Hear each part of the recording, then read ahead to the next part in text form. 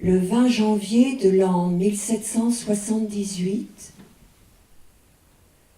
un jeune poète allemand s'en alla marcher dans la montagne. Il était écrit qu'il avancerait indifférent, sans se soucier du chemin, tantôt en montée, tantôt en descente, qu'il n'éprouverait aucune fatigue, et que la seule chose qu'il trouverait désagréable serait de ne pouvoir marcher sur la tête. Ce bel indifférent avait pour nom Lenz. Et Lenz ne pouvait imaginer qu'en un autre 20 janvier, mais précisément 2 siècles plus tard, un simple citoyen de Fronsignac partirait sur ses traces. Le dernier témoin à l'avoir vu serait l'employé des postes du village. Et selon ses dires, quand il lui demanda pourquoi il marchait sur la tête, notre homme aurait répondu que cela lui était agréable. Après quoi, Armand le vit disparaître dans une nuit noire et sans étoiles. Revenir à la position de départ, yeux fermés, crâne entre les 2 mains.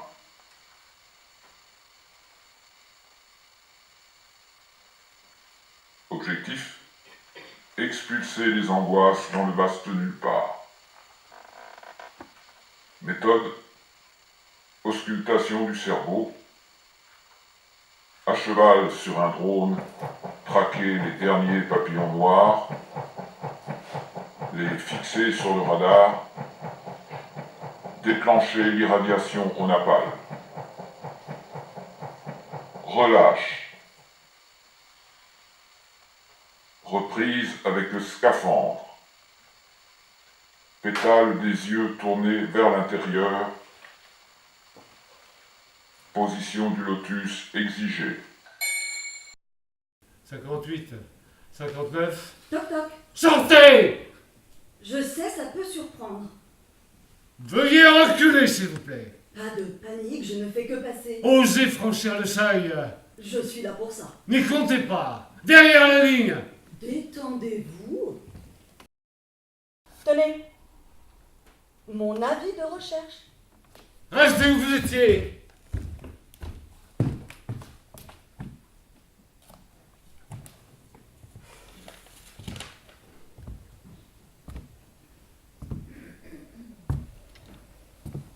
Ce serait donc Louis l'Esquire de votre proie. Dit Jean-Jean.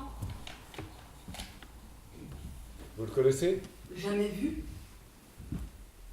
Il est devant vous. À ce propos, on va se bouffer. Dans moins d'1 heure. Vous devriez le savoir. Les marpouches seront là. Je les chasserai toute l'une dehors. Ils attendent de moi autre chose que les propos séniles écrits par le scribe de Fronsignac. De plus probablement trempés dans une bouteille de mescal. Voyez-vous, Piette, ils attendent mon appel à la nation, les marpouches. Et ensuite, et à mon signal, ils passeront à l'attaque. Alors je sais que je vais un peu vite, je sais, mais je ne vais pas freiner pour autant. C'est donc à vous d'accélérer. Et alors quoi? Au lieu de me regarder comme une brebis égarée sur un plateau de théâtre, allez donc fouiller dans ces cartons puisque vous êtes venus pour ça. Vous pourrez vérifier qu'aucune pièce ne manque à mon Odyssée. Et de plus, vous trouverez les documents indispensables à la scène qui suivra. Recherche qui me laissera le temps de me présenter aux voyageurs. Ils ont payé leur billet, je vous le rappelle. Et selon moi, et tout comme moi, il doit être quelque peu déboussolé par votre arrivée. Alors, on travaille! Comptez sur moi. Je vous demande si vous l'aimiez.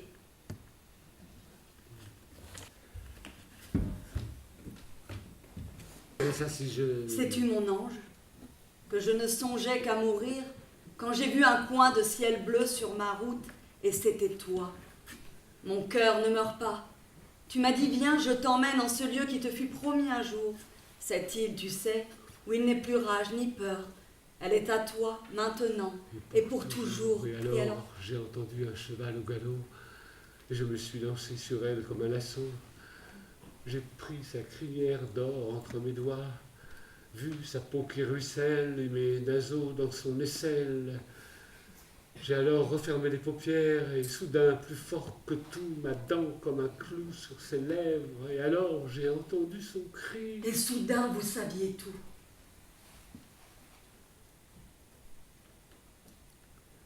Ça, je l'ai écrit.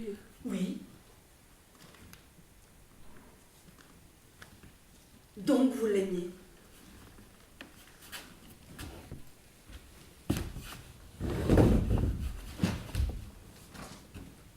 Ne me dites pas que vous ne l'aimiez pas.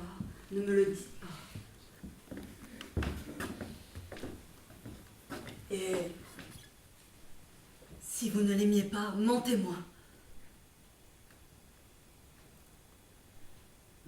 Demandez ainsi, je ne peux que vous dire oui. Oui, oui ou oui, oui. Oui, je l'aimais, oui. Disons qu'auprès d'elle,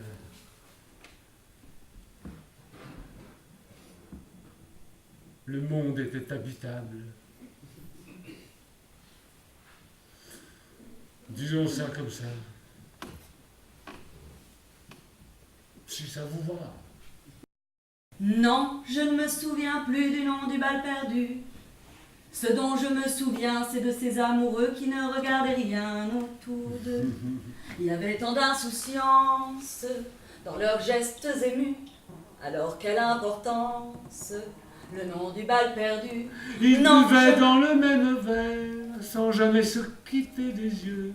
Ils faisaient la même prière, d'être toujours heureux.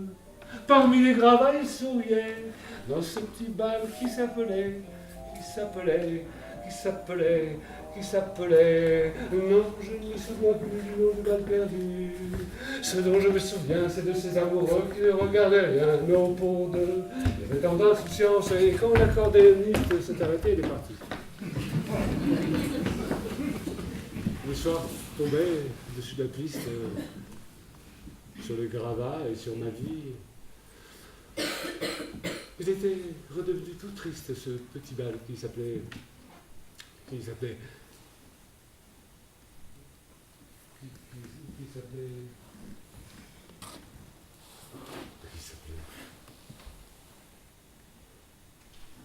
Ah non, je ne me souviens plus du nom du bal perdu.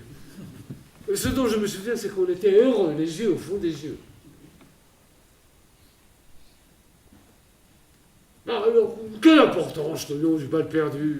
Et c'était bien, vraiment bien. Ben oui, c'était bien. J'aurais moi beaucoup à dire sur l'origine de ma naissance et la partie immergée de cet iceberg de questions d'où j'entends encore l'écho des hurlements de ma mère. Citoyenne, citoyen, c'est au crépuscule d'une nuit noire et sans étoiles que je suis arrivé ici, à colchique de Cuccio, où contre toute attente et sans rien savoir de moi, vous m'avez fait roi. Aucun autre peuple n'aurait ainsi et si vite reconnu son souverain. Le geste radical qui fut le vôtre, couronner un étranger marchant sur la tête, vous en saviez le prix. Et cependant, au nez et à la barbe de tous les assis qui nous observent du haut de leur pyramide, vous avez osé. Au nom du peu qui reste d'humanité, soyez-en à jamais remerciés.